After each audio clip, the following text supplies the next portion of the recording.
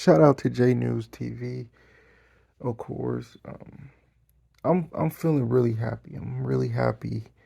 I'm in great health. I'm hoping. Um, and I thought I would take this time to share out the Bible because a lot of people don't always finish. Everybody say, God gave His only begotten Son, um, Jesus Christ, because He so loved the world and whatnot. But a lot of people don't finish the Scripture. A lot of people forget the Scriptures, which is totally normal. Shout out to Betty MB. Shout out to LCH as well. But it's so common. It's so common because we live in a world where, at a certain philosophy, right? Everybody wants to be right. People are angry. There's very rudeness. There's so much. Let's see if we can be bad. Let's see if we could pick sides. Let's see if we could have, fights, wars, all the nasty of the world. Like, I heard a story, a very interesting one. I don't know if it's true or not, but it's like these people, they was traveling or whatnot, and their boat started to sink, and they got off on the ice, and supposedly they ran into a polar bear that literally was like taking one of them at a time and killing them. Like, just take one of them, kill them, feast off of them, and the other boat was like hours away, and waiting they're waiting, for that boat to come and rescue them. But while they're waiting, this polar bear is literally grabbing one of them at a time. And, you know, to me, it discharged immediately without even a moment of thought. I'm like, if I was in that situation, I say just feel blessed that it's not you, right? Is it wrong to accurately say, okay, well, if this harm didn't fall upon me, or if this harm do fall upon me, I'm blessed either or. I'm blessed both ways. I don't understand certain Christians that when something bad happens, they don't thank God. They call out the opposite of God, and they frown upon the moment instead of being thankful. I thought we were supposed to be thankful for all the moments in life because it's all a testament of God. Everything comes through God. Everything is rolls through God. I don't know. I don't know. I think maybe this is what I want to say. Maybe there's a very, very different complicity of communication for us. Because if we're being 100% honest, nobody want to hear the bad stuff out of the Bible. Nobody wanted to hear the things that they feel is negative, right, out of the Bible. Nobody wants to feel I'm going to hell, I sin. Nobody wants to feel those emotions. And I feel like that's what makes us less than human, is when you don't feel those emotions. Because how do you live without saying consciously what I just did was wrong? Consciously, I know what I just did and it wasn't right. If we remove that from our brain, that conscience, we become animals, which we have seen in history, which people try to black out history all the time. They try to rewrite history. They want to fix history. They don't want anything bad to reflect them.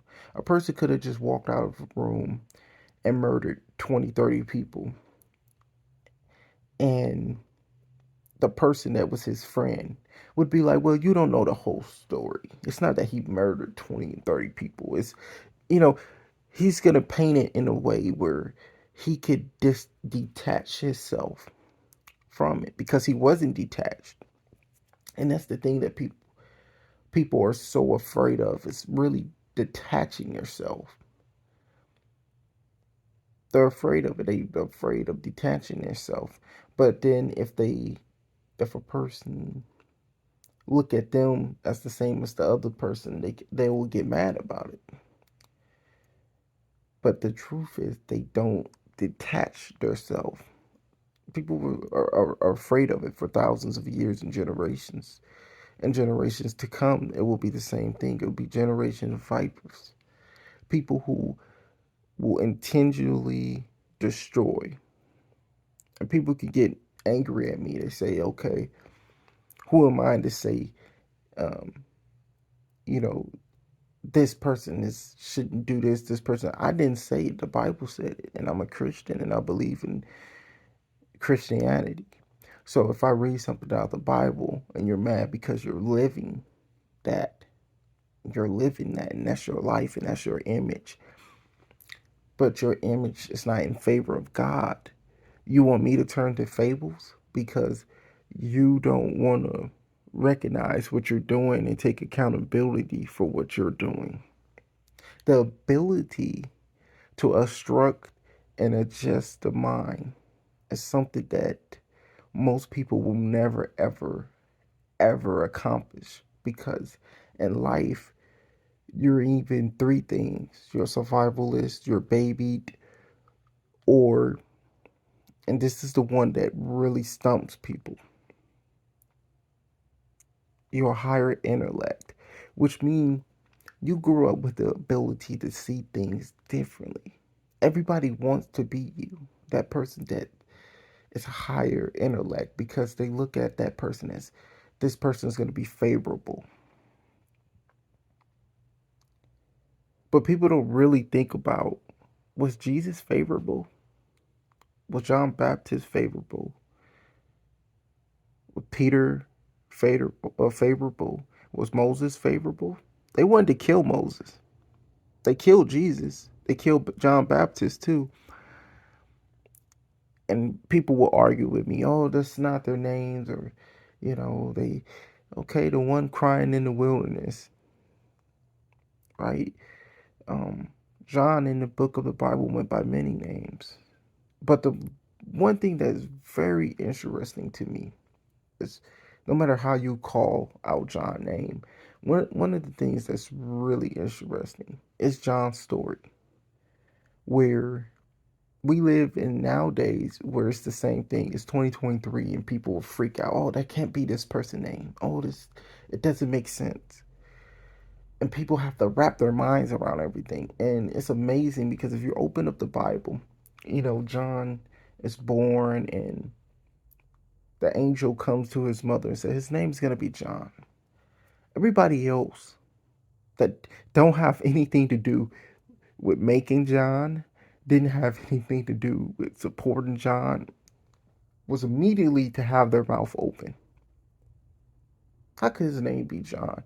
They had their mouth open so loud that the father said the same ignorant thing, right? None of his kin is named John. How shall his name be John? So the angel made the father dumb, where he couldn't speak anymore. So then when John actually came and she gave birth or whatnot, they all asked, what is his name? And the father picks up um, he picks up a stone or whatnot, and he writes on it. He goes, John. He writes John, and the angel made it where he could speak again. I find this very interesting because this is the level of ignorance that been around for like generations, and it's funny to me because it never ends. It never stops. It never ceases. It's just an endless cycle. And people get exhausted, people get dragged into it, people, they build a life around this. And they're unhappy. Like most people are unhappy, like generally unhappy because they have built themselves around these people who tears a little piece of you day by day off, and then they get very angry when you see through them, like very angry, like quickly angry. Like when the Bible tells you not to be deceived, like when it says, they will be pretend to be Christians, right? But they're really wolves in sheep clothing, or um, they will teach on, but without knowing, right? Because they don't really know the Bible, but they're teaching as they do, right? But some of us, we allow ourselves to buy lies because we learn that that's what we do. We buy lies because we have to be okay with certain things. And then we build up a tolerance to being okay with things. Then we finally get tired and we explode and we go right back to people being unhappy.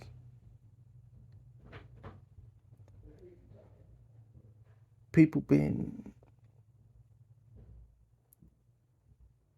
not in good standards.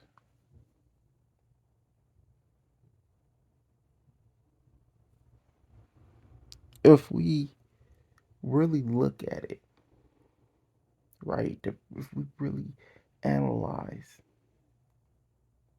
okay, we have this person around us, and this person is not very good for us. This person doesn't make me happy. This person don't invite happiness. This person is not loyal. This person, like when you see this in someone, I'm not saying you have to hate them. I'm not saying you have to throw them to the pigs. But at a certain point, you you have to, you have to be conscious.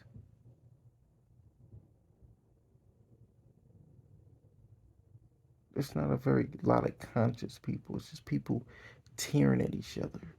Like if you ever watch an animal channel, you'll watch animals like snip at each other. Snip, snip. It's like you realize that's what people are doing to you day in and day out, and you wonder why you're tired, you're drained, and you're frustrated, and you over your head, you overwhelmed. It's because you keep in that circle.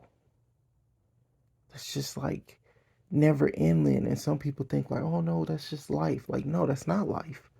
That's not life. If you look at it, you can put yourself in a position where you're 80% happy all the time because you're gonna talk to people who make you happy. You're gonna talk to people who's loyal. You're gonna contact people and be around people that bring happiness and bring love in God's name. And when you have so much of that around you, it's gonna keep your spirits up.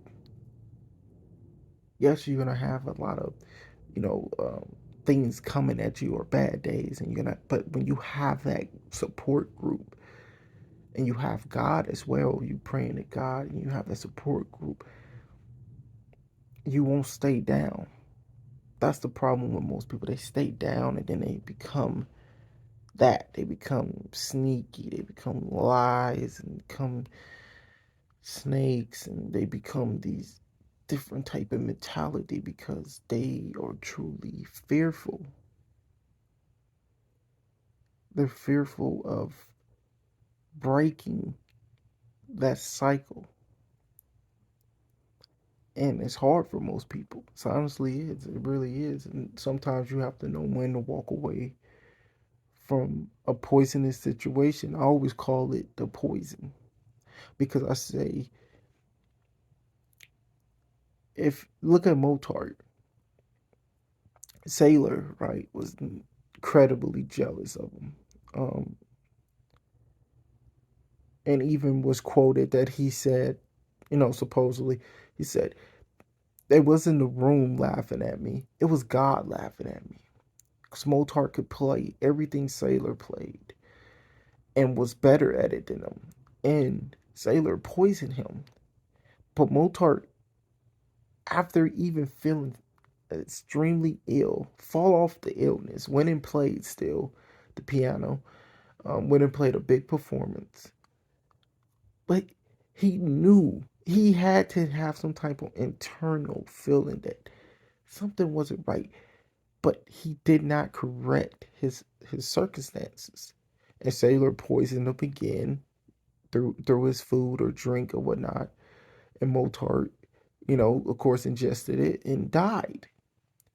That's what we're doing. That's what you kind of call poisoning yourself because you know that I'm not particularly happy with how this person is treating me. I'm not particularly happy with how this person responds is. I'm not particularly happy. But you keep allowing it. And that's basically just poisoning yourself over and over and over again. And at a certain point, you gotta ask yourself, is that what you want? You wanna be poisoned? Or do you wanna be loved? You wanna be in good hope, you wanna be in good positivity, you want to strive. People ask me all the time, why are you so happy? Why do your mind operate at a high function when it comes to moving through your day? And I go, well, particularly I laugh a lot. Particularly I smile a lot. Particularly I remember good memories. But I remember the bad ones too, so I become stronger. And so people would ask me advice. Well, talking to you make me feel good. What if talking to me make you feel good? I mean, the people that you're talking to are not particularly in your best interest. And that's why I learned, okay, I'm gonna step away from this person because I see that there's nothing good energy coming from this. You have to learn how to do this. You have to know how to do this. Because this is not taught. You don't go to school and learn this. You don't talk to a person and they teach you this. You learn this over, people like to say, years. It's experience. No, you learn this when you're ready to learn this. You could be any age and really learn this because it's like putting your hand, and I love this analogy all the time. You put your hand on the stove, you know it's hot, but you still do it. You keep burning yourself. Um, we understand what we're doing before we do it, but we still doing it. So now you have to learn how to break that habit. You gotta say, no, wait. Every time I do this, I get this reaction. Let me stop. When do we stop? Ask yourself that question. When do you stop? When do Christianity become in the mix of actual prayer, forgiveness? When do we learn that God loves us? When do we learn that we need to read scriptures? We need to pray. We need to. When do we learn that? When do we learn repentance? We're really forgiven after we repent. When do we learn it? When do your brain catch on to it? That's what I learned. I was never taught that, say God, say Jesus Christ, say him in sentences, say him in your daily routine because he's the one who's blessing us. He's the one who's loving us. I didn't learn to say that. When you go outside and you go out into the world, you're getting taught all these things that are wrong. You're getting taught adultery, piercings, tattoos, profanity. All these things are very easy to pick up. You can learn this as a child going into the school system. You can learn this very easily. Very easily. But you're not going to learn scriptures and things that are in the Bible are good things. So I say you won't learn good fruits because you have a lot of corrupted people who's bringing forth corrupt things. But you won't learn good fruits every day. You just won't. It's impossible. It's impossible. You have to be in such a good area and good mind space and around people with that same mind space for you to welcome that. And that's why I like to give out that good energy. But it's a waste of time if you're giving good out to people who are just evil, mean, or just complicit. Like the average inconsiderate person is a person who is not consumed with how somebody else feel about what they're doing. I always say I'm very apologetic, but I always say I'm not perfect. I'm a work in progress like everybody else, but I can acknowledge I'm willing, I'm able, and I don't mind taking accountability. But people fight this. And so you have a lot of people who all they concerned with is what's somebody else doing. How can I ruin their day? How can I complain? How can I satirize? And you'll learn that you're sitting around with these people and they're rubbing off on you by accident. And you're like, wow, wow, wait, hold on. Let me start speaking good things. And when you start speaking good things, you see those people is not interested in you anymore. They walk away from you. Those are the people you never need to chase in life. If you speak good things and you're happy, and those people are not happy and they're sad and they're looking at you with a miserable face and they're like, hey, but this is this and this. Those are people just generally in life you already know are going to bring you down. They're never going to lift you up. You're never going to win in life. You're never going to be happy if people are steadily saying negative things, employing bad things, and sometimes you can't see yourself getting roped into it. There are people who will try to make you believe that the way they think and the way that they do things is the right way. And you have to, at some point, you have to detach and say, wait, no, this is wrong. This is wrong. And you won't really learn this, right? Because you might be with somebody, right, that teach you like, oh, let's overhear that conversation. But then you realize in the Bible that you're not really supposed to do. You're not supposed to do that. Then you learn. Watch this. This is this is a story that that a lot of people don't mention. That's in the Bible is Noah. After the ark, everybody know Noah the ark. Oh, he grabbed one of each animal. Talk about Noah after the ark, right? After the boat, after the flood, and he's laying nude, and his child walking there, and he goes tell other people, right? He goes tell, hey, my father's here and they're nude, right? So his other two sons, you know what they did? They didn't mention it. All they did, they turned around, grabbed the blanket, put it on their shoulders, walked backwards in, and covered their father. This was the right way to do this. This was the right way to do it. This was the right way to handle that. And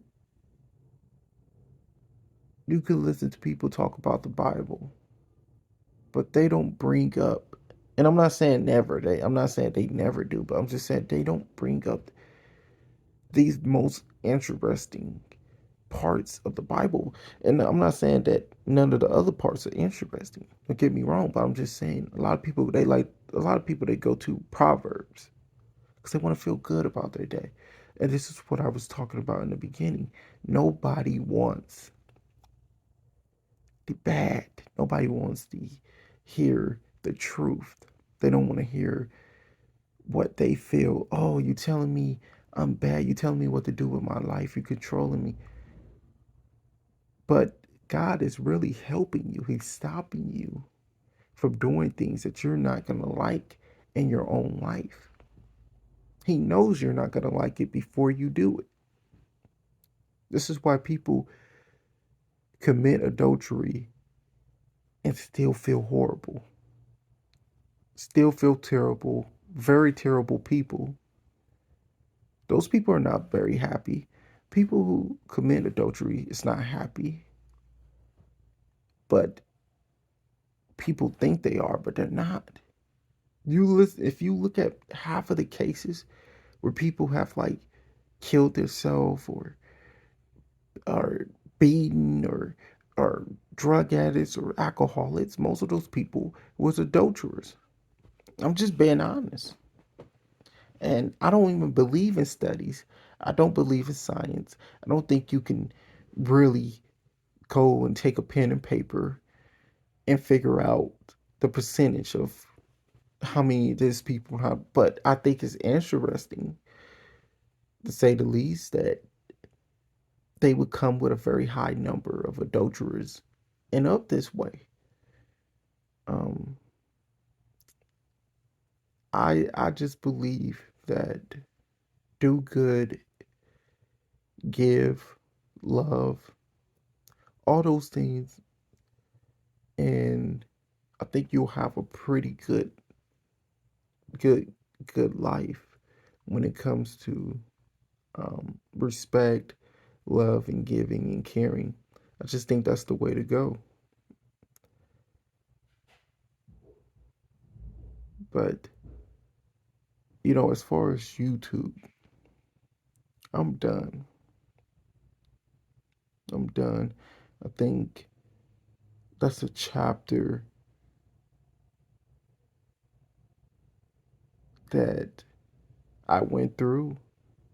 I did it, and I was started very young, and I thought it was going to be a lot better than what it was, and I did it, and I'm just not I'm not compelled to do it anymore. I don't feel excited. I think if you want to do this, you gotta want to do it. You can't be influenced to do it. It's gotta be something that you just want to do. It's like it gotta be something that you're passionate about. And if you're not passionate about it, I don't think you can succeed in it. And I don't think I ever really had a real passion for for this. And I wish a lot of people the best and success. Because I'm still watching. I'm amazed. I'm amazed every time I open up YouTube and I see like the food and I see culture and I see all type of things that you can watch on YouTube. I'm just amazed by it. I think a lot of people channel are amazing. I look forward, of course, to supporting 2023, 2024, 2025. Just supporting, and I think that's my best road. It's just watching other people grow. I think I laid out a good path for a lot of people. Um, but and I think I influenced some people too. I mean, a lot of people wrote me and said, how much they looked up to my channel and what I'd done. And I think at some point I had a little success at it. But I'm done. I'm done. I'm not doing any more videos um, because I don't want to. I'm very happy though, and I look forward to see what the rest of the year have for me. To everyone who's listened and got this far in the video, I appreciate you. I thank you very much. And Baraka Allah Fish, Gio Tio, Prakasheke, Pakataka, God bless to all.